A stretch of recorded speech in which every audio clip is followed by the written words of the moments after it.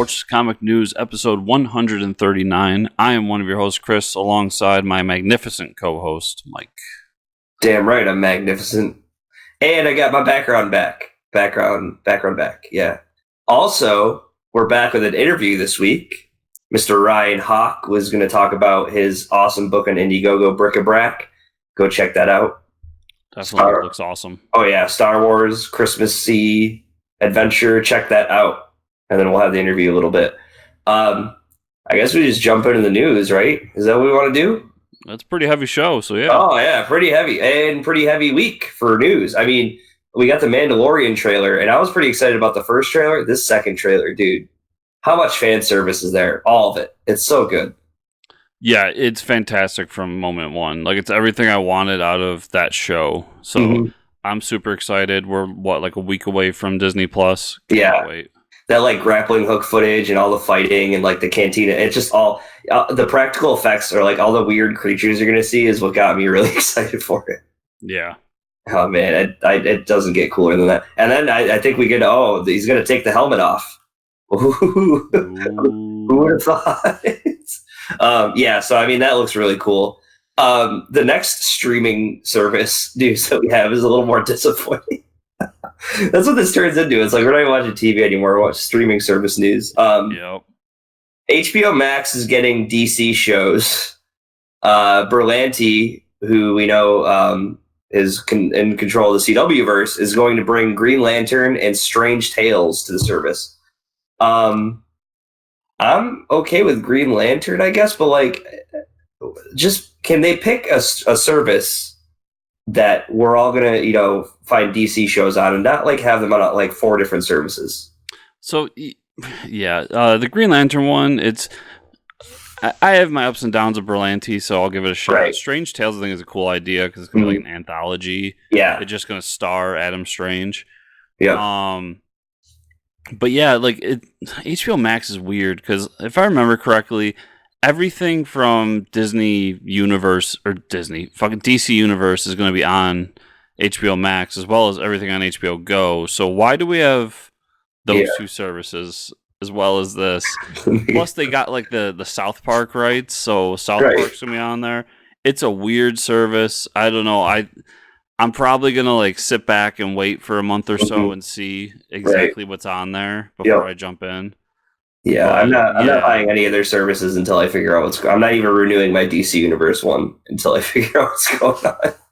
Yeah, I did the math and I was like, I pay for HBO Go and I pay for DC. So if I do jump to HBO Max and it is everything from DC Universe and HBO, then obviously I'll just cancel those two. Mm-hmm. So it would kind of just be a swap, but it's strange. Yeah, and they announced that they'll launch May 2020 with HBO Max, and it'll be $15 a month. So, yeah, the $15 a month is off to me. Yeah, most of them are coming out at $6.99, $7.99. I know like Hulu and Netflix are up that high, but they're also more established and have been around. So, but we'll see. We'll see. I am enjoying Watchmen on HBO though. 2 episodes in, and I think it's got my attention now. I don't know about you, but I've liked it so far. So we're on opposite ends of this because I'm not enjoying Watchmen. Not enjoying it. Why is that? Well, there's multiple things here. Like the first episode really bothered me. And then because I thought it was just way too pandering. And then the second episode, the ending caught my attention, but I kind of have looked at this as it didn't need to be a Watchmen show, and that's my big problem here. Is I think that other than a few like connections to the Watchmen universe, we could have done this without the Watchmen license so far. Right now, whatever's happening with the guy who we're assuming is Ozymandias is interesting. I'm enjoying that part of the story. It's almost like he's trying to recreate Dr. Manhattan. Yeah, it's pretty. And then the main story, the A story with the cop, I'm kind of in and out of. I don't like how they treated the Rorschach clan, and I don't know. It's not rubbing right with me. That said, I'm sticking with it because I want to know what the hell's going on. I remember watching the first episode and just thinking, what did I just watch? Yeah, and I know, So, like, I think the interesting part to me is how they've clearly made it a product of the original Watchmen book, but like it's not held to the constraints of that story. You know what I mean? Like it's not within continuity, but it's definitely something that's like a branch of that. And I don't know how that's going to resolve. Like you talked about, like from so far the 2 episodes in, it doesn't need to be a Watchmen show. yeah, and they really need to prove to me why it needs to be a Watchmen show. Yeah, So hopefully they do that. Hopefully it turns around. But I do like. I don't know if you picked up on it, the making fun of like the Zack Snyder Watchmen in this episode, where they show that like movie or the TV show playing of what is that hero's name? There's a movie within the show they're watching, and it's like what the original Watchmen. yes, And he like there's a fight scene where he like breaks into breaks into a store, just beats the shit out of the criminals, and it's like all done in slow motion and super gory.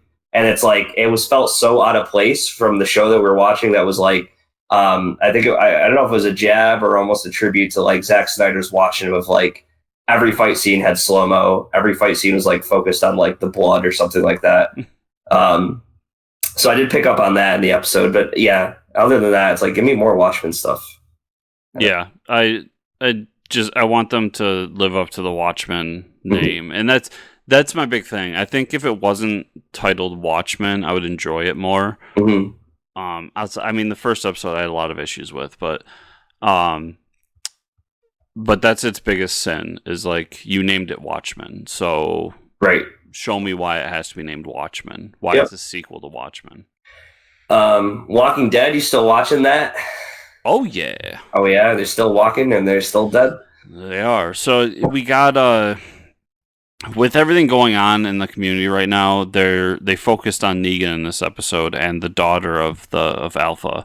Mhm. So something happened, and basically the daughter of Alpha is being picked on. She's trying to figure out her way through the community, and it climaxes with a bunch of randos trying to beat her up, Mhm. and Negan's like in prison, but he's allowed out once in a while, and it's a weird situation. If you read the comic, you know kind of what they were doing there. And Negan saves her, but in saving her, accidentally kills somebody. So there's a whole back and forth where not only are they dealing with the whispers and what's going on there, Mhm. but now they have this question about Negan. He's killed somebody, and it's kind of his word against everybody else's. The two people that were at the attack with the murdered woman are claiming that Negan and this girl attacked them, and they're claiming that the others attacked them. So it's like a conflict of character, and it was a very interesting episode, which ended with Negan disappearing and us trying to figure out where the hell Negan went and who let him loose. Mm. So I am still really enjoying it. It's definitely wavered a lot from what the comic did, but I'm still really glad about that. I still think it's a quality show, and my only grudge here is that it's doing the classic Walking Dead thing where we're just leading up slowly to a moment, and I think that they really need to hit hard on what's going on with the whispers. Mm-hmm. Other than that, really loving the show. Yeah. CW. I'm only watching The Flash because I don't have time for anything else. Caught up with that this week. Yeah, more of like Barry talking about how he's got to die to save everybody, and he's trying to. Everybody around him isn't okay with him just giving up and sacrificing himself. And there's a lot of crying and a lot of moping. Cisco really wants to save him, and he's kind of pissed that like Barry won't let him. Joe and Barry cried out for like 5 minutes, like ugly crying. Meanwhile, the I don't know what his name is. Is it hemoglobin? I don't know the villain's name, but he's finally realizing that he can't just drink blood to stay alive. He needs to like infect people and drink their blood, and he basically turns them into zombies. Which is pretty cool. And then at the end, we see this Wells character that's shown up, who's like the Indiana Jones Wells that goes from like universe to universe or multiverse. He needed help with something, and they traded help with each other between Star Labs and him, and he's looking for where the Monitor is hiding out. So something's going on, and he's looking for the Monitor, wants to capture the Monitor. I don't know, but he's definitely up. I don't know if it's up to no good, but he definitely wants to talk about multiverse stuff. So there's some pretty interesting stuff happening in these episodes. Nice. Also, very quietly, Super Dinosaur launched on Amazon. Oh, nice. And I watched the first episode. It's very faithful to what the comic was, which is it's a kid show. So, not something I'm going to watch on a regular, but if you have kids, it's a cool show with a dinosaur with a robot body. Nice. So the animation is it's that CG 3D animation style, which for me is a hit or miss. Yeah, I don't like it. But it's an enjoyable plot and show. So if you have kids, check it out. Nice. Movie news. This is pretty awesome to get. Sony announces they're doing a sequel to Into the Spider-Verse, and it's happening April 8th, 2022. Quite a ways away, but that's pretty cool, man. We're going to see more. I mean, it's you can do whatever with it's multiverse stuff, right? So we get some more interesting Spider-Man characters. Yeah, this is the least shocking news. Yeah, of the day, right? And I think it's cool. Like they could bring in other actors besides like Nicolas Cage. Like there's going to be a lot of people that want to be in this movie, I think. Yeah, now with the success of the last one, right? And, I mean, they've done Spider-Verse stuff left and right at Marvel, so there's multiple stories they can pull from, and there's so many Spider-Men that they've done that weren't in that movie. So it's cool. I'm glad it's happening. I did enjoy the first movie, so bring it on. Yeah, it's really cool. New and final Star Wars trailer dropped, and I bought my tickets. Good thing I did. It was almost sold out. Yeah, and man, we see we see Star Wars. I still don't know what this movie is about. No idea. It's a Star Wars trailer. It gets you hyped for Star Wars. I think the Emperor is like either floating in a chair or he's like hovering in some giant chair. He's part of a. He's got like a ATST body or something. That'd be so awesome. Like top half Emperor, bottom half ATSD legs. Who knows? Yeah, it was a good trailer. It did what more people need to do with trailers, which has got me really hyped for it, and didn't tell me a goddamn thing about the movie. Yeah. So, it's Star Wars. Of course, we're excited. Of course, I'm excited. I bought my tickets. I'll be there day one. Bring on Star Wars Episode 9. Mm-hmm. And with that, we're going to jump to a Star Wars / Christmas story with Ryan Haack, and we'll see everybody on the other side. And welcome back, everybody. Today we have another very special guest for you all. Welcome to the Fortress, Ryan Haack. Welcome to the Fortress, Ryan. Thank you so much. Yeah, man. Thanks for being here. Obviously, we saw your Kickstarter page, and I think Chris had mentioned it to me after one of the shows. He's like, man, there's this awesome book coming out. You got to check it out. It's on Indiegogo right now. We're going to talk about Bric-a-Brac. But before that, we always like to get an origin story from everyone on the show. So what got you into comics? Have you always wanted to write a comic? Are you a writer before this? Yeah. So I think I never even considered writing before I actually got into comics, or I don't know, something just sparked. And, I think some people are like, oh, I thought of being an artist or a writer since I was born, but it kind of just happened to me. I saw books that I really, really liked. And I was really into comics during the time the New 52 was kind of halfway through its relevancy. Like I would say 2014, 2013, got into that Scott Snyder, not only Superman Unchained, but the Court of Owls, The Death of the Family, Batman Endgame, which I think is truly his best work. And I just really, really dug his stuff. And I saw, started to read more and more. And the New 52, for as much as it, changed a lot of things and made things way more complicated. And we're in a point now in the DC continuity where a lot of things don't quite make sense, especially in the Superman area. And a lot of, and the Batman family too.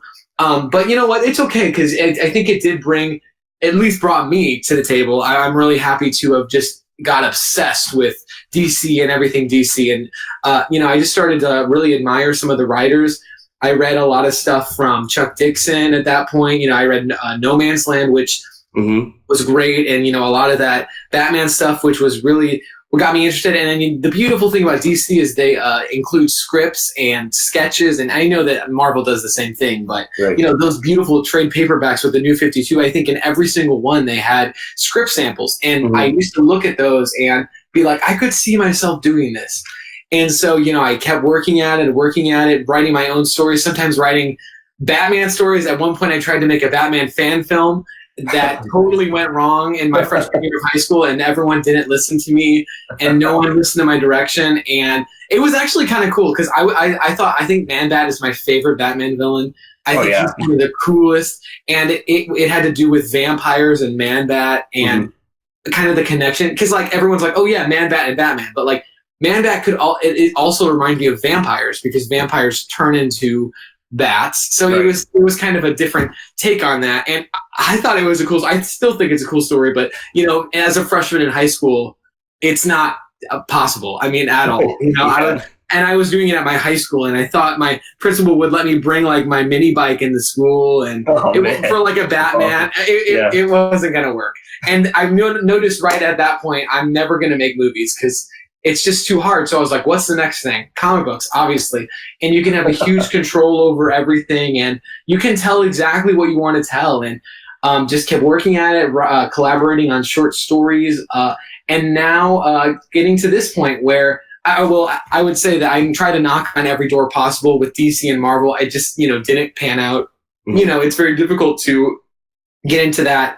You know, I would call Dan DiDio all the time, his office. Try to get, I mean, obviously never talked to him. I would try to contact all these different people in any way possible, but it just didn't work out. And you know what? I noticed, wow, there's this amazing thing growing with Indiegogo and Kickstarter, this awesome independent renaissance in a way. And so I just jumped on, and here we are today with my first full-length story. I've never shown anyone a story that's longer than, I would say, 12 pages, but this is not only 30 pages in this part, but the other two parts, probably a total of 120 pages. So it's a very exciting for me. Wow. So very exciting. Awesome. So that's my origin story. Cool. Yeah, so it's funny you brought up New 52 because that's kind of like what brought Chris and I together. I mean, I wasn't going into comic shops in college until I saw the New 52, and there was like that whole split between the old fans and the new fans of like, oh man, this isn't my Batman, but it's like, yeah, you guys might be old and grumpy about this, but look how many people are coming to comic shops now. You know, like it changed everything. Yeah, and now those fans are you know, fans of the older stuff too, because they're like, oh, there's all these other stories that you can read. Yeah, it's funny how though, like now we're 10 years out from when they made that change, almost. I mean, 2011, and we're right back to where we were. It's almost like we're right back to. It's still like everyone got angry for really no reason because, you know, look, like we've got Teen Titans back. We have you know, basically Batman's at the same point. Okay, I don't know about that. I haven't been reading Tom King stuff, but I know Alfred's dead, and that's the whole thing. But you know, Superman's pretty much at the same he was at 10 years ago. So it's just very interesting how everything kind of comes back. And the New 52, as much as it influenced people and made people angry, you know, also is kind of like pointless now because everyone DC talks about it like, oh, it was a huge mistake, and it's odd. But you know what? It brought me on, and I hope they reprint those books because, you know, I hope they keep reprinting them because they're good. They're really good stuff, and they were able to get a lot of cool books out, I think, you know. Like, Tony Daniel got to write his own Deathstroke. Like, that's so awesome. I mean, I get that it was kind of goofy, but like, dude, this is one of the best comic artists ever. Right. And it gave a lot of people freedom, and that's a beautiful thing. So, you know, for as much as people say, oh, you know, like Teen Titans sucked, and it did, but at the same time, Brett Booth's artwork is amazing. So, you know, you kind of have to juggle, kind of have to go through it and say, well, this was good, this was not so good, and anyway, it's awesome. So then, I mean, you discovered early on, like, okay, this thing's happening with Kickstarter and Indiegogo, and like creator-owned comics are really popular. And I mean, we've seen like Image Comics, their sales go up every year. So there's that kind of demand for creator-owned stories that aren't necessarily like people in capes. So you decided to fund your book through Indiegogo because of that? Yeah, I like superheroes a lot. I love them, and I think there's some amazing stories with them. But I've just personally never felt drawn to telling stories with superheroes. I think I don't know. I don't know why exactly. It's hard for me to get into the mind of a character who wants to fight crime just because. Because of whether it be a tragedy or whether it be because they have powers. I just feel like maybe eventually I'll get to that point, but I like telling stories that are just very interesting to me at the moment, and that's what this one is, indefinitely. But yeah, man, and crowdfunding, I knew that it was going to be hard. I knew that it was going to be a challenge, just like anything worth working for is a huge challenge, and it is. There's no doubt about it. But it has a lot of benefits if you can make it happen, and you can get a lot of people. It's a community effort. The thing is, it's like the more you give to a campaign, the more you get. So that's the beautiful thing about, especially Indiegogo. And I find that it's kind of it's not just me writing the book. It's more of a communal experience, because even with my book now, I have people, there's a tier where you can create your own character. You can submit a family portrait, of Christmas portrait, and it can be put in the book. So it's a very, very interesting process that I would not have been able to have, and I definitely don't want to take it for granted, and I honestly don't see any other way to get books out anymore other than this way. It just seems like the only way. So with that, the book is Bric-a-Brac, which is a Christmas fairy tale story. Yes. So tell the people about it. Yeah, man. This book is basically a combination of Rudolph the Red-Nosed Reindeer, Frosty the Snowman, those classic Rankin and Bass puppet, kind of the puppet from the 70s stuff, and that kind of tone, that kind of plot structure, plus Star Wars and that intergalactic excitement and fun, and all that good stuff. So it's basically a mix mash of those two things together. And it is about a planet Christmas that happens to have a massive war going on between different factions. The Nutcrackers, who are going after a resource underneath planet Christmas and basically trying to conquer it. So they are pretty much the Empire. Wow. In this, but as in with Star Wars or with any war, there's different sides. So obviously there's a rebellion against the Nutcrackers because they're tyrannical. And then there's another side. There's good King Wenceslas, who he thinks, well, there's a war going on. I have the most powerful army. Why don't I, why don't I make my goal, try to achieve my goal by means of trying to make alliances, and it's kind of it's very Star Warsy in that way. I definitely would say that's why it's kind of tied in with Star Wars, and how the war. It's simple. It's not like incredibly complicated, but it's also a kind of a contemporary kind of issue, because it's a war of resources. It's a war of that kind of stuff. And there's a lot of different sides. There's the rebellion, Nutcrackers, as I said, and also Sugar Plum Fairies and all these different kinds of creatures and love, but definitely changed in a way that you've never seen before. I pretty much guarantee that you've never seen this kind of take on even Father Christmas. That's pretty much in essence what the story is. It's things you knew, but changed in a way that is very unfamiliar. So it's really cool. Yeah. I mean, Chris, you backed it already, right? Come on. This is ready for reality. So, before we get into too much with the art and everything, I did want to bring up, this book originally was on Kickstarter. We talked about it on the show, 3 or 4 weeks ago? I brought it up. Mm-hmm. And so I think you have an interesting story to tell there for potential creators, because you put it on Kickstarter and you had a successful Kickstarter. That's right. But at the end of the day, something happened. We'll go. Yeah.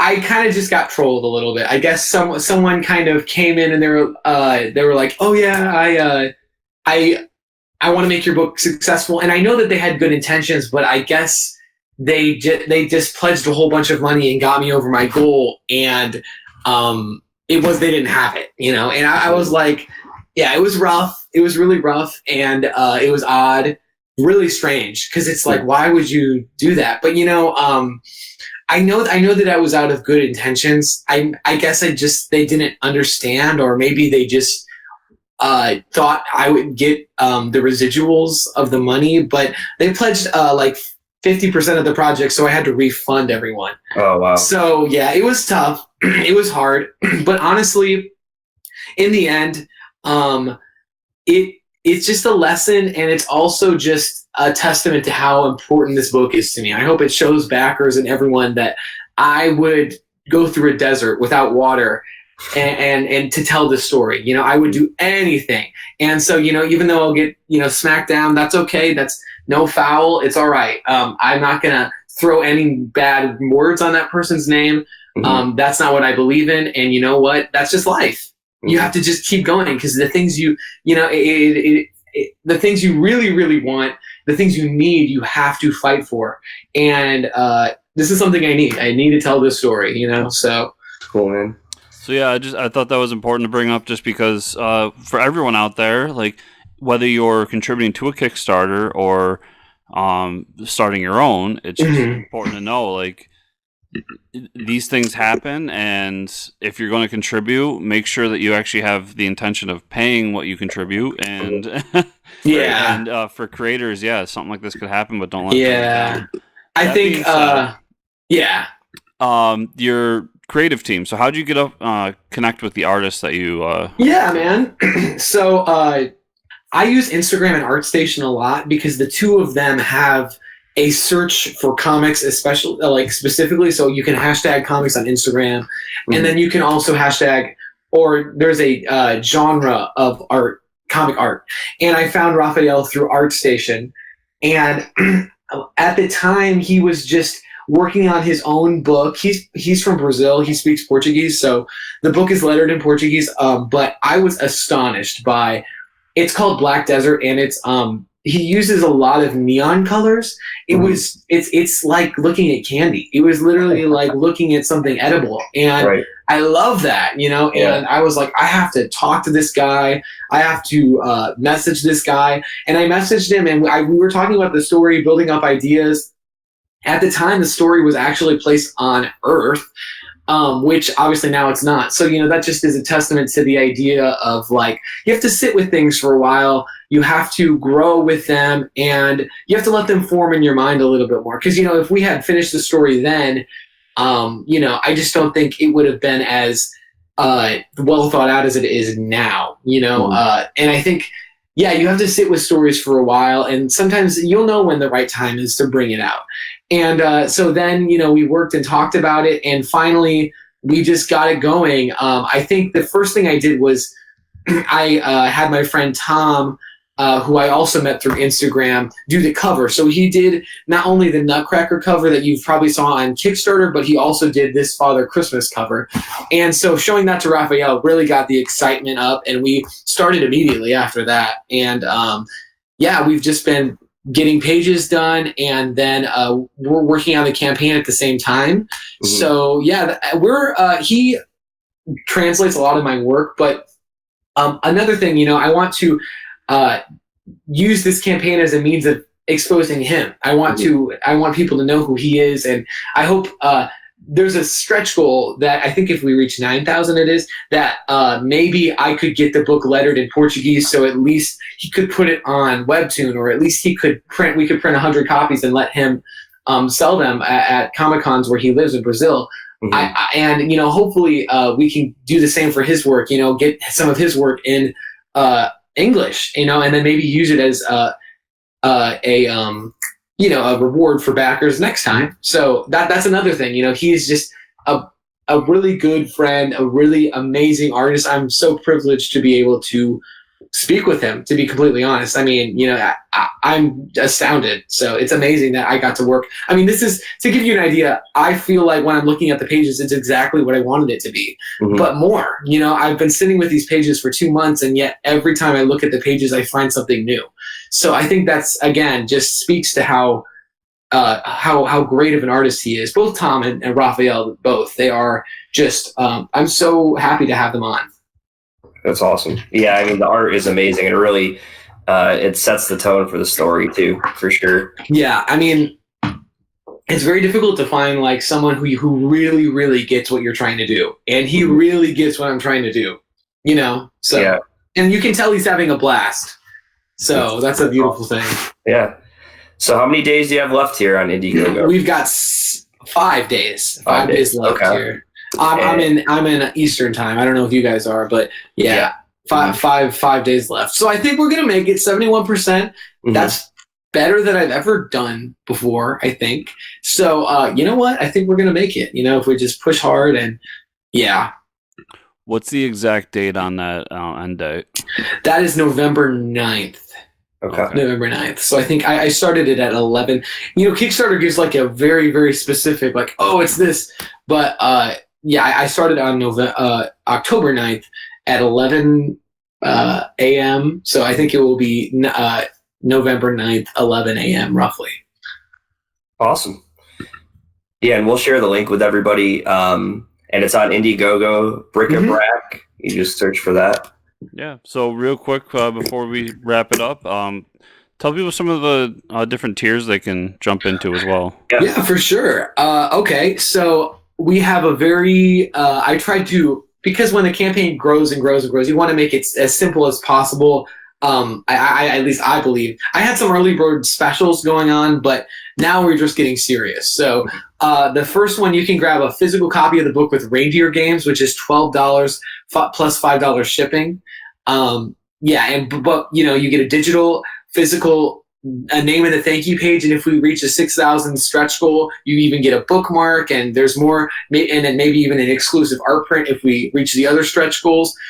So I want to give you guys the most value possible. Next up is Nutcracker Suite, which is the only digital only offering, where you can get a copy of Bric-a-Brac, and then you can also get a copy of my old, I did a campaign in June for a horror comic anthology, all stories I wrote, 11 stories I wrote and drawn by 11 different people.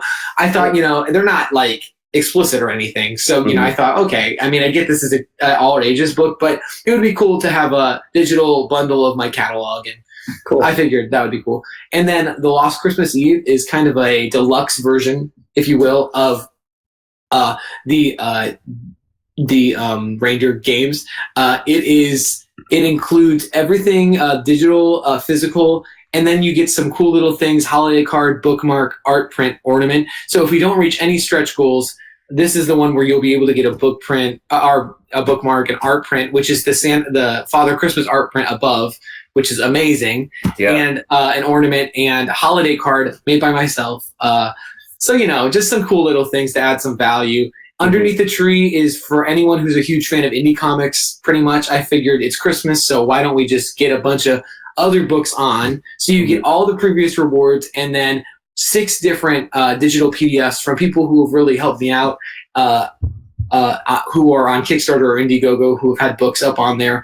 They're kind of like, you know, just like Impossible Jones, Beastlands.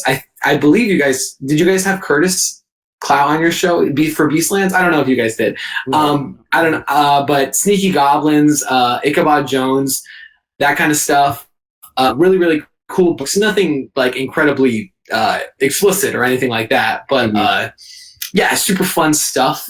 And that's just to get some more value. Tchaikovsky's Revenge is all previous rewards and a sketch from Raphael. Ooh. So that's a pretty epic thing. It's going to be a sketch of a Bric-a-Brac character. I'd like him to like photocopy them so I can use them for promotional art as well, you know, because you kind of want to hit 2 birds with 1 stone. So next time when I'm campaigning, I can use this on Twitter, you know. Then create a Christmas creature, which is what I've talked to you guys about. All previous rewards.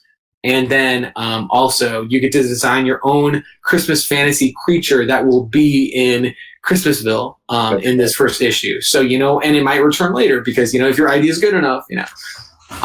Yeah, so those are the tiers today as it stands.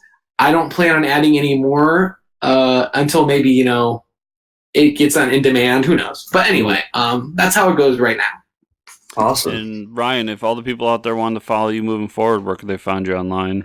Yeah, man, I'm on Twitter now, at Haack, HAACK_pro. So that's my, I don't know, I'm not that great on Twitter, but I'm going to get there. And, pretty much there you'll be able to find me anywhere else. I try to share everything on all my social media. Like I don't exclusively have something on Instagram. I usually I'm not a big social media guy. So if I have something and put something out, I'm going to put it everywhere. So, yeah, that would be the best place, I would say. Awesome. Yeah. Well, everybody check out Bric-a-Brac #1 on Indiegogo, and we'll be sharing it under the video and on our page as well. Well, thank you guys so much for your time. I really appreciate it. Yep. Thank you for being on the show, and hopefully we'll get to talk to you again soon about issue 2 or whatever your next project is. Oh, yeah, issue 2, man. We're going from April. So, Right. Yeah, I know it's a Christmas book, but it really is. It's a fantasy book, too. So we're going to go in April, and I'm going to see. I think people will be hungry enough and interested enough to see the more fantastical elements of it. Mm-hmm. And that's what we're embracing with issue 2. Issue 1 is an introduction to the world. Issue 2 is definitely getting to the meat and potatoes. This is and there's some epic battles in that one. So can't wait to show people. Cool. Awesome. And we're back. Awesome. Check it out. Indiegogo, Bric-a-Brac #1. Fund that crap.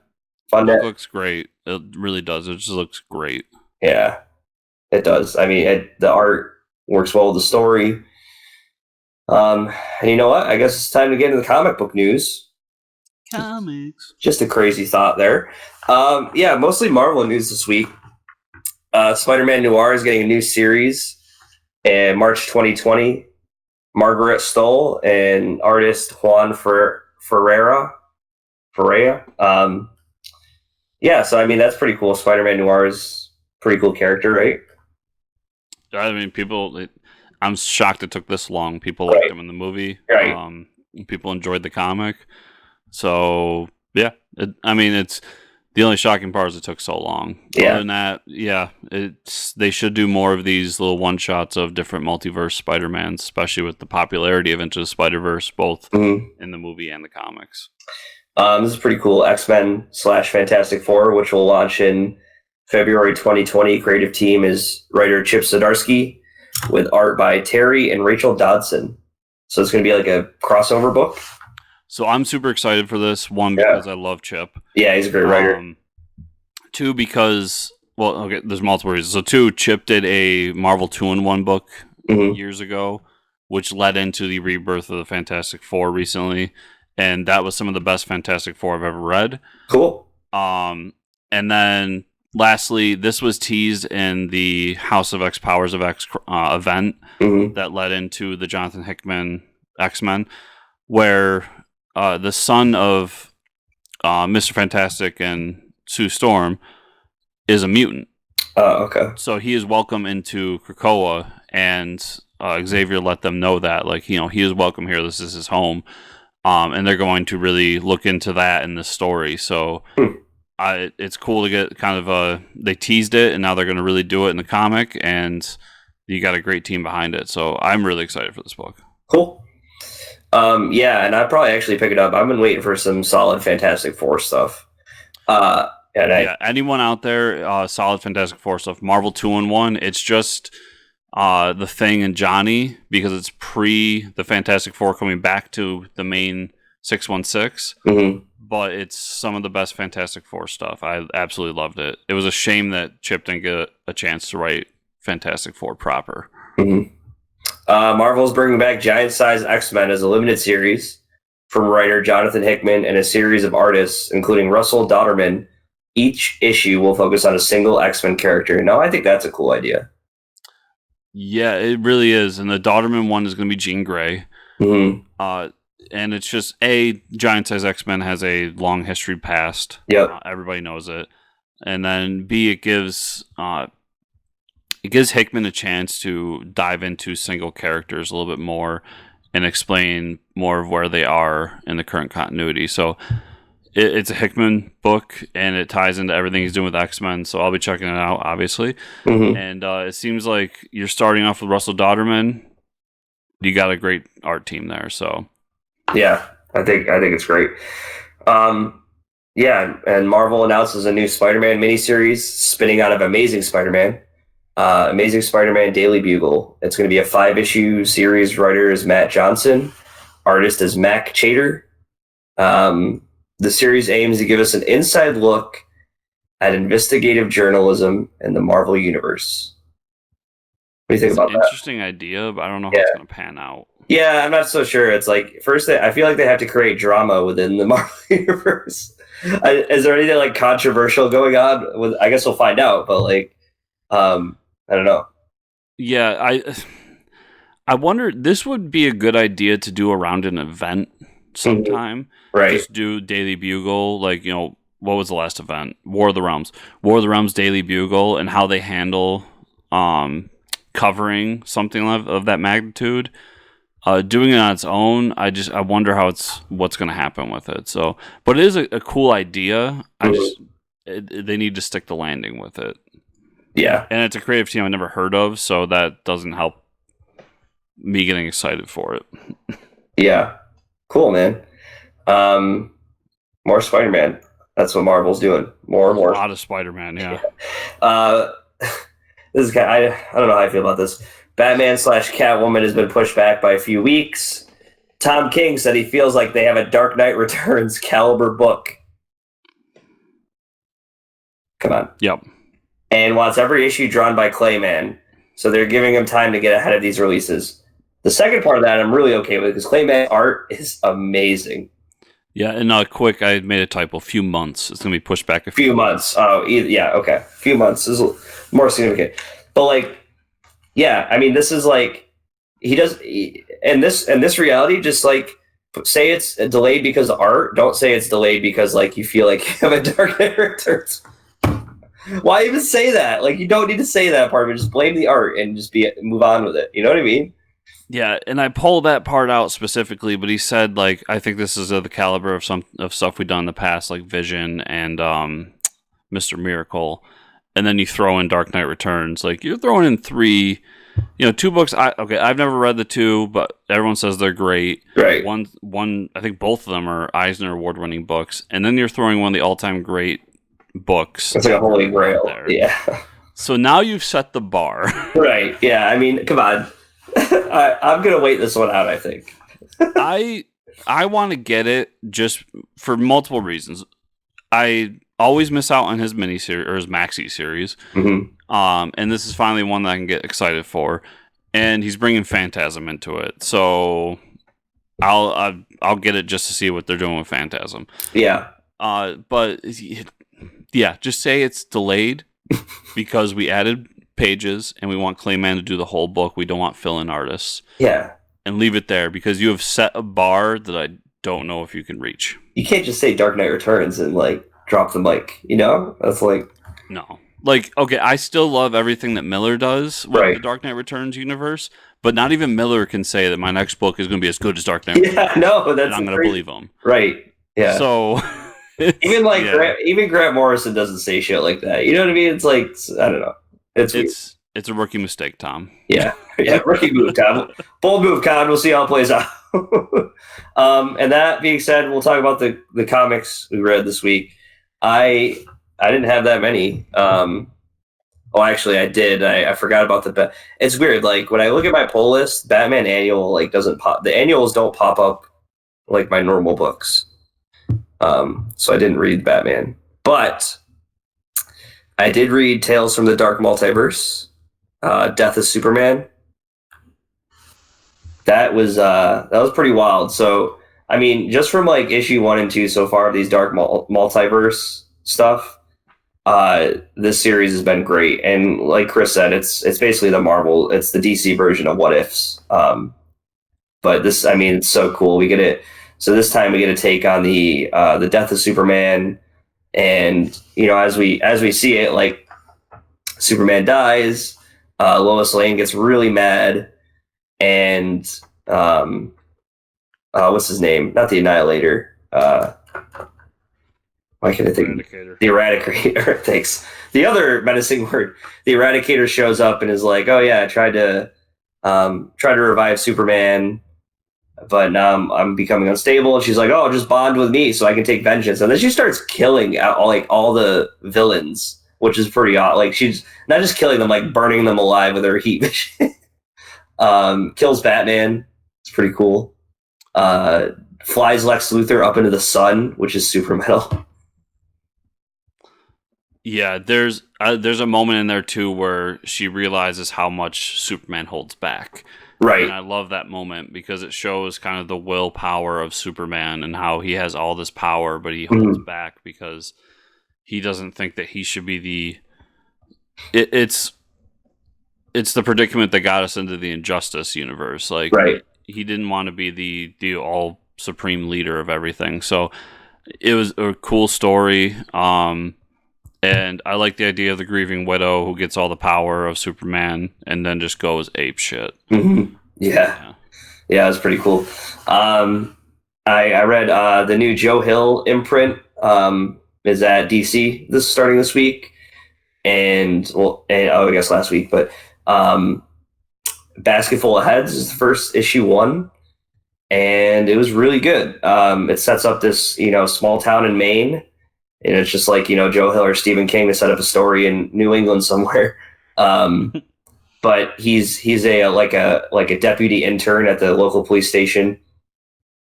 I think this book is set in like the 1950s or 60s, I want to say. It probably says the date, I just don't remember. But he's pretty much wrapped up with the summer, wrapped up with his like internship, and his girlfriend comes to visit him in town. Meanwhile, these escaped convicts get out. People are dying and missing all over the town, and the end of the episode, there's going to be a conflict between him and his girlfriend, and they're going to run into the 2 escaped convicts. So we're going to see how it plays out. There's also, I'm not sure, but there's almost like a teetering of something on the supernatural, just because they talked about like seeing girls, like he references like a murder of someone killing themselves, and there's a couple references to like jumping off a bridge. So I don't know. I think there's going to be some type of supernatural or thriller element, and it's not just going to be about escaped convicts. But it was great. It was a great first issue. I'm going to keep reading it. Cool. Did not get to read Silver Surfer Black. I think that was it. Yeah, that's all I got. Well, because we didn't have a show last week, I pulled a few books from last week. You're right. Yeah. But Batman Superman #3 was last week. Mm-hmm. Yeah, great issue. Yeah, a lot of Superman trying to hold back while he has the Joker toxin inside of him. Yep. And it shows how much Batman doesn't trust his willpower, I should say. Mm-hmm. And we get the Blue Beetle that's been turned by the Batman Who Laughs. Yeah, that was a crazy reveal, right? I'm like, who could be the next one? He's like Blue Beetle, and then he kind of like infects everything like a virus. Yeah, and I like that the Joker toxin is basically acting somewhat as a truth toxin as well. Yeah. And he says everything that everybody thinks about Blue Beetle to them. Like, right. You guys think I'm a joke, you think I'm not a hero, and this and that. But it was nuts. So really enjoyed that issue. And I just got to say it, Joshua Williams, David Marquez, the artist, these last 3 issues have been, I said it in the first issue, but some of his best work. The art is so good. It is really good. Freedom Fighters #10 from last week. Did you read that? I didn't get to that, no. Oh, okay. So, I mean, there's some books from last week, but that was a great issue. Pretty much the build-up to the final fight between Overman and Uncle Sam. That's pretty much where we're at. Everybody, the whole team's met up. They're ready to fight. They talk about how the person on the team, what's his name, Blackhawk, took the Plastic Man serum and it's going to like kill him eventually. So that's like the big reveal is like he's eventually going to die now that he's taken the serum because his like body can't handle it. But for now, they have to use the serum to their advantage. So there's a really cool fight with like Uncle Sam grows like 30 feet tall and starts like fighting tanks and stuff. It's just, it's so great. Curse of the White Knight. I don't think I got to that last week. I did. It was a good issue. Yeah. So it's the big reveal there is Jim Gordon is dead. And there's actually really like it's supposed to be a somber moment, but because I do a Batman podcast and we joke about it so much, it made me laugh. But there's, Barbara is pissed. Like, she's at the point where it's like, no, we need to get rid of this Azrael guy. We can't just do our normal thing. And Dick is talking to her like, if you need someone to talk to, like, Bruce and I know what it's like to lose parents. Yeah. And in my head, I read it as like, you're not the only one who's lost her parents, Barbara. Yeah, come on, Barbara. You can't just be like that. But there's a really epic fight between Batman and Azrael in there, and it's that. Yeah, those White Knight books are so good. They're really, and the art and Azrael and Batman, the arts. I actually read Year of the Villain, Black Adam last week. I don't know if you picked that one up. I did not. I'm going to keep saying those Year of the Villain books, fantastic. It actually crosses over with the Batman and Superman book, so you might want to pick it up. But it basically shows Black Adam and Kahndaq, and he's pretty much like the king of the country or where they are, the village, and which I mean, he's probably got like a god complex or something like that, which he does. Shazam, we know from Batman vs Superman, is infected with the Joker virus. So who does he want to go beat the shit out of the most? And he wants to go fight Black Adam. So basically, infected Shazam shows up, and he beats the shit out of. He's way stronger than Black Adam. But like in the meantime, like Black Adam keeps talking to his people, like, you need to, like, they're shooting him with machine guns and stuff, shooting Shazam, and they're not doing any damage. He's like, I need you to keep him, like, distracted so I can fight him. And he basically fights him till the morning. And when the sun is rising, they talk about, like, all the gods, like, that Black Adam represents different gods rather than Shazam. So one of the gods they leave out is, like, I don't know, the god of prayer or something. So all the villagers keep praying, and it, like, increases his power. I don't know if it's, like, the sun god or something like that.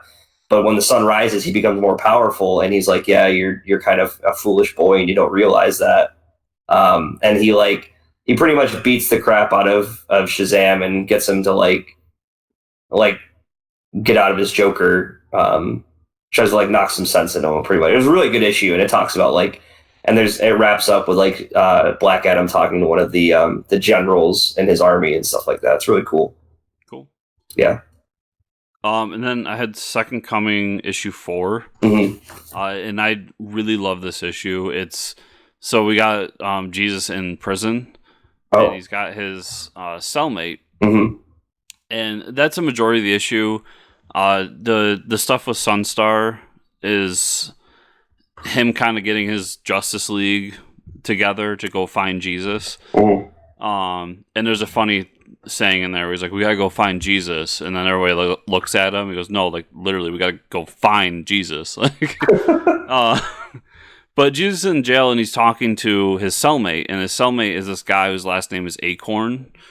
And there's a great joke in there where Acorn apparently murdered and ate his family, and that's why he's in prison. And Jesus goes, what'd you do to get in here? And he says, well, I ate acorns. And he's like, I didn't know that could get you in prison. But he gets a hold of a copy of the Bible, and he starts reading through it and says, like, this isn't my message. This isn't what I said. And then he's like, I don't know any of these people. Why are they writing my words for me? And it was kind of an interesting dialogue of, as people know, the Bible is written years after Jesus was around. And it's an interesting dialogue of like the old telephone game. Like generations went by, and then people wrote about them. So some of the stuff got lost in translation. And him kind of saying like, this isn't my message. A really great issue. Is a real thinker. But I'm loving this book because it's addressing a lot of my issues with Christianity and addresses a lot of my thoughts with Christianity. I think like Mark Russell and I have a similar thought pattern when it comes to religion. So I just highly recommend the book. I love it.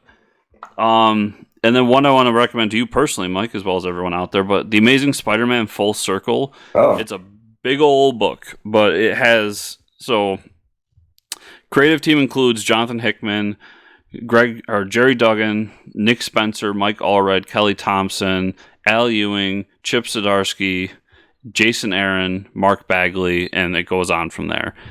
It's basically a annual, but a little bit bigger, and it's multiple short stories that lead into one bigger story, and it's essentially Spider-Man versus werewolves. Nice. So Awesome. he finds this group, AIM, who has these underground facilities underneath amusement parks, and finds out that they're creating werewolves and turns the whole world into werewolves. And it's just a cool story.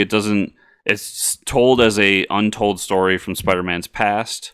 We get the original Nick Fury in here and everything.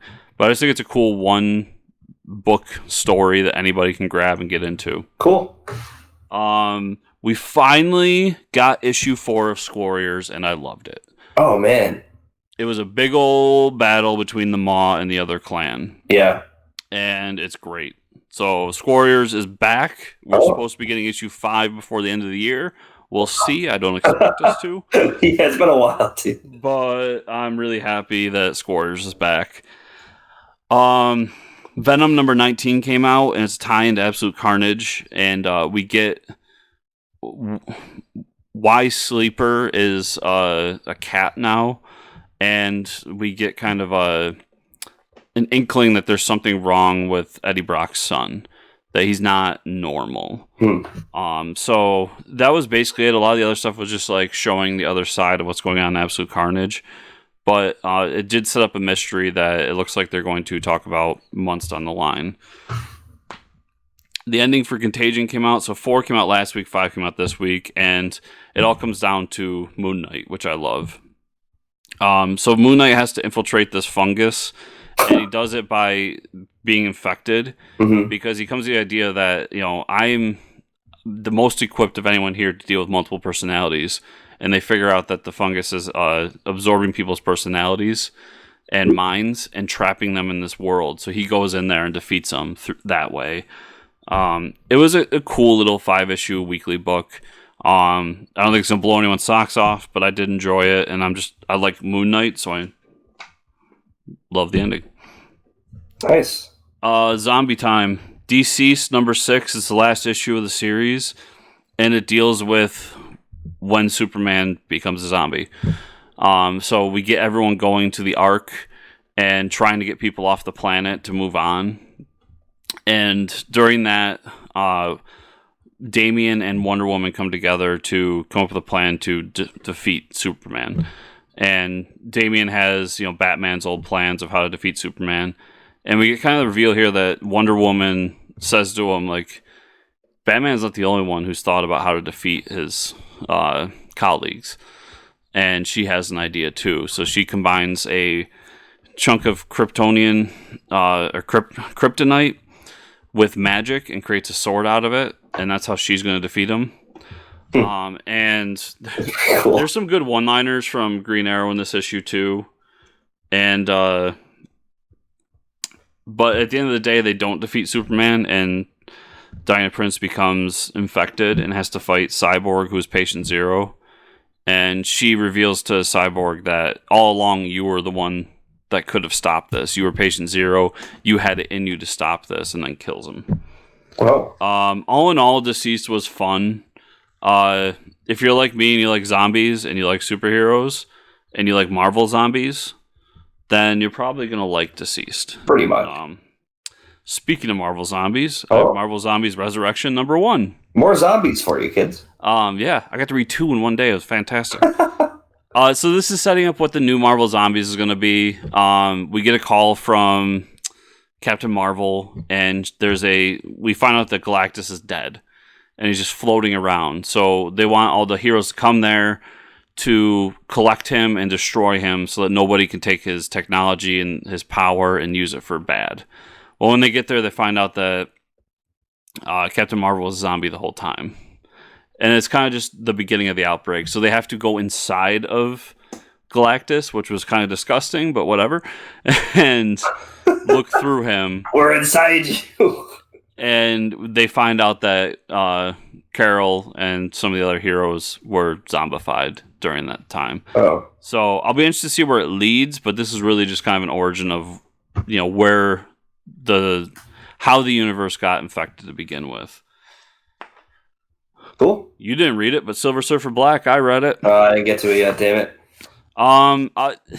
It's tough to talk about this book. Some great art, and we get kind of the conclusion, the big climactic battle that doesn't really have an ending, but we end with Silver Surfer in a way that we kind of expected him to end at the end of this, and it definitely is leading into what Donnie's doing with Absolute Carnage and Venom and a few other things. So I would expect Silver Surfer to show up soon in those books. Cool. Sorry, I got a lot this week. Journey to Star Wars, The Rise of the Skywalker, Star Wars Allegiance #4. It's a lot. So this series has just basically put us where we're going to start with Rise of Skywalker, and it kind of harkens back to something that happened in an old Star Wars comic, where during the rebellion they had to go to Mon Cala to get the ships. And now the Resistance is going back there and hoping that they'll help them to fight the First Order. And we end it in a way where they get their ships, they get away, and different players are in different places. And it's not a great book. It really isn't. But it was a Star Wars book, and it was a Star Wars book that led into the movie. So I see why it ended the way it did. Mm-hmm. But I wouldn't say go out and get it unless you're like me and you're a Star Wars whore. Star whore. Leave those for last. Another recommendation for you from DC Black Label, The Last God, Book 1, The Spire Chronicles. Mm-hmm. This was who was it? Philip Kennedy Johnson, who's a novelist. Yeah. And he described it as his D&D campaign. Oh. So it's a fantasy-driven book with a lot of dark fantasy, which I loved. The art is amazing. Who did the art? Riccardo Federici killed it on it. It's some amazing art, and it's a lot of really dark Dungeons and Dragons style fantasy. Are these like new characters he created? Yes. So that was another thing. This seems like something you would see at like a Vertigo. Mm-hmm. But it's under the DC Black Label. So it's interesting that it's there. Mm-hmm. But I highly recommend it for anyone that loves fantasy, especially dark fantasy. We get kind of a background of what happened in this world and who the lead characters are and where they're heading, like any good first issue. But I don't really want to spoil too much because I just absolutely love this book and I want people to go check it out. And then 2 more. Excalibur #1. So I originally was going to pick Excalibur up, but it's part of the X-Men universe stuff, and it involves Captain Britain, so I'll check it out. This book just shows us how Psylocke becomes Captain Britain, and how Captain Britain is taken by Morgan Le Fay to the other world and turned into her Black Knight. I really liked it because I like Captain Britain lore, and I think the team's kind of cool too. It's Psylocke, it's Gambit, it's Rogue, and Apocalypse is on the team too. So enjoyed it, but I would take my recommendation with a grain of salt. If you're not a big Captain Britain fan, you probably won't enjoy it because it is steeped heavy in Captain Britain stuff, but I did really enjoy it. And then I'll end with Jeff Lemire and Andrea Sorrentino's Joker Killer Smile Book 1. I did see that too, yeah. How was that?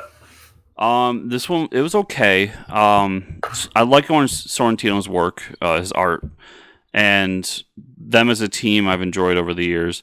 It's another kind of story with a psychiatrist talking to Joker and how Joker is really good at fucking with people. Mm-hmm. And he finds ways to kind of make the man go a little bit insane in his own way. Cool. I'll continue it because I like the team up. The book wasn't that bad. And even though it is an oversized, like prestige-sized book, it's not as thick as a lot of the other prestige-sized books, like Superman Year One or Harleen. Mm-hmm.